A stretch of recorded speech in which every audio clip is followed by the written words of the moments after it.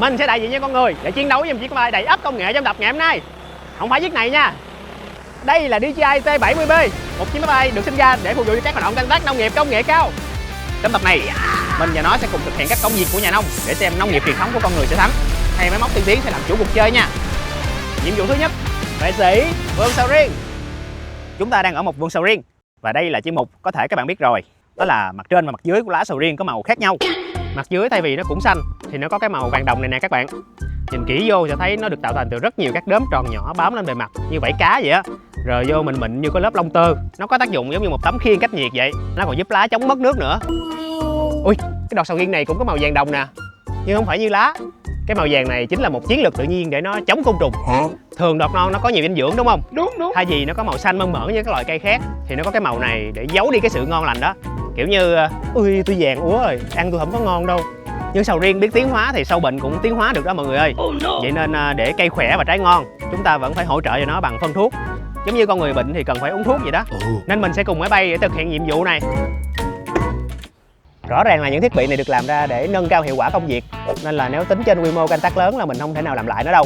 Vì nó vừa tải được lượng phân thuốc, lúa giống rất nặng, tới 70 lít lận, còn bay rất nhanh nữa. Nhưng mình sẽ nghĩ ra cách để phát huy cái lợi thế của con người trong mấy cái nhiệm vụ này. Giống như khu vườn sầu riêng này nè, mọi người nhìn kìa. Cái cây sầu được trồng theo hàng lối nhưng là khá là tùm. Máy bay nó chỉ bay trên thôi thì làm sao mà phun đều được. Đôi mắt tinh anh và cơ thể dẻo dai này sẽ luồn lách nhanh chóng và phun đều được hết cây. Mình sẽ tận dụng điều này để chiến thắng. Bắt đầu.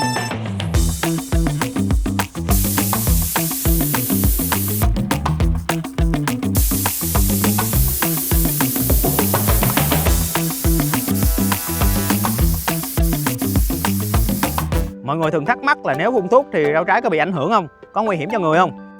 Có chứ, chỉ khi là mình dùng sai cách thôi. Thực tế là ngoài những cái mô hình organic hoàn toàn thì việc sử dụng thuốc để bảo vệ cây trồng khỏi sâu bệnh khá là cần thiết. Giống như chúng ta muốn hết bệnh thì phải uống đúng thuốc và đúng liều vậy đó. Đối với cây trồng cũng y chang vậy.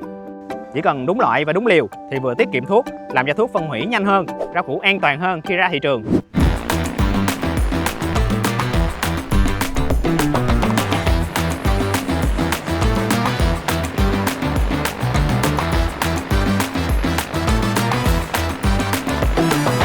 Trời, mình tưởng con này chỉ bay ở trên thì không phun đều được mặt trên mặt dưới.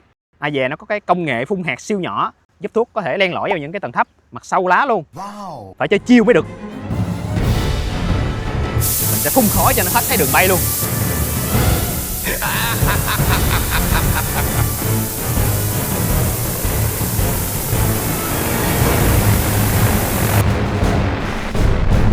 Trời, bể cái mặt rồi. Nhiệm vụ tiếp theo là cho cá ăn. Nhưng mà không phải cho vài con ăn đơn giản đâu nha, mà là hàng ngàn con cá rô với ao này nè. Mình với má cho tính giờ của ai nhanh hơn. Thực tế là khi mình nuôi cá với số lượng lớn, cái chuyện mà mình cho cá ăn thức ăn phân bố đều nó cũng khá là quan trọng. Mình gom hết thức ăn một chỗ, những con cá khỏe sẽ ăn được trước, những con cá yếu hơn phải ăn sau, lúc đó thức ăn nó gần hết rồi. Điều này sẽ dẫn đến sự phát triển không đồng đều của một số con trong cái lứa cá đó. Chưa kể, nếu cho cá ăn thiếu thì cá chậm lớn, cho ăn thừa thì một phần thức ăn sẽ chìm xuống đáy trở thành chất thải, gây ô nhiễm nguồn nước nữa đó.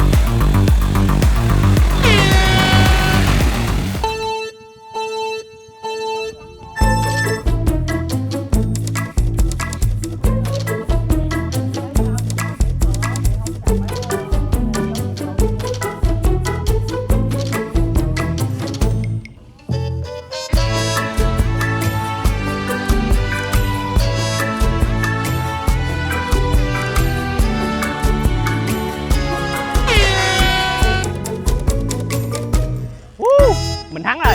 Cái ao này nó không quá lớn nên mình quăng xíu là xong, chứ gặp cao lớn hơn chắc mình thua nó đó. Mọi người có biết cá rô có thể thở trên bờ được không? Tụi nó có cái cơ quan hô hấp phụ ở mang, giúp lấy được oxy trực tiếp từ không khí trên cạn.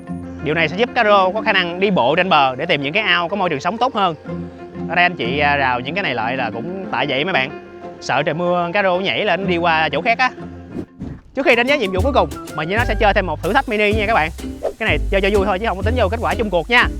Giờ mình với nó sẽ đua tốc độ với nhau, có ai về đích trước nha.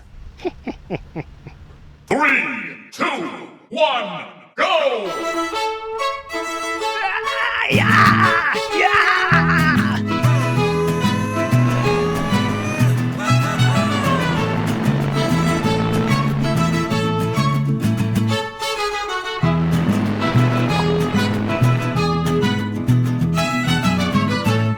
Ha, mình biết nó bay từ sớm giờ gần hết pin rồi nên mình mới rủ nó chạy đua đó. Ngồi nghỉ xíu, gì đâu gấp. Meanwhile, DJI T70B có hệ thống sạc pin cực nhanh, kết hợp với máy phát điện nên ở đâu thay pin cũng được, không cần phải nghi mệt như con người.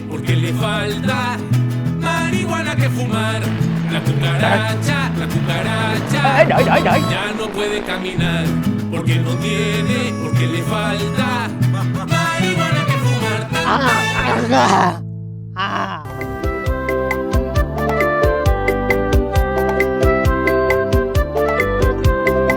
Và bây giờ là nhiệm vụ cuối cùng.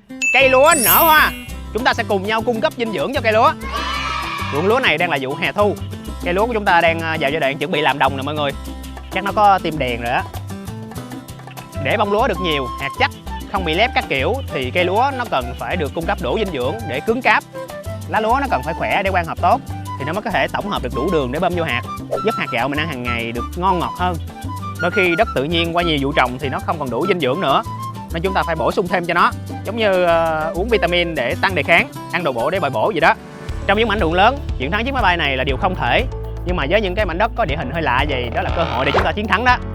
Trong thử thách này, mình và máy bay đều sẽ có một quyền nâng cấp bản thân. Mình chọn thêm một người phun thuốc hỗ trợ. Máy bay chọn thêm DJI T100, dòng máy bay lớn hơn, tải trọng cao hơn. Bắt đầu.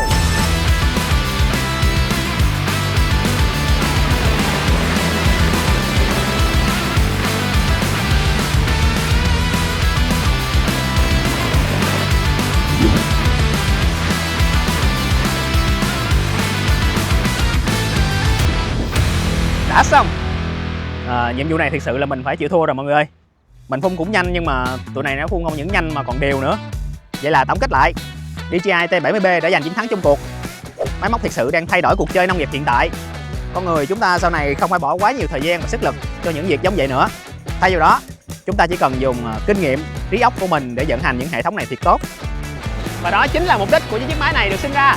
Không phải để thay thế mà là kết hợp với con người. Sự linh hoạt, kinh nghiệm của người nông dân từ ngàn đời nay kết hợp với sự chính xác và bền bỉ của máy móc chính là chìa khóa để phát triển nền nông nghiệp nước nhà đi xa hơn nữa.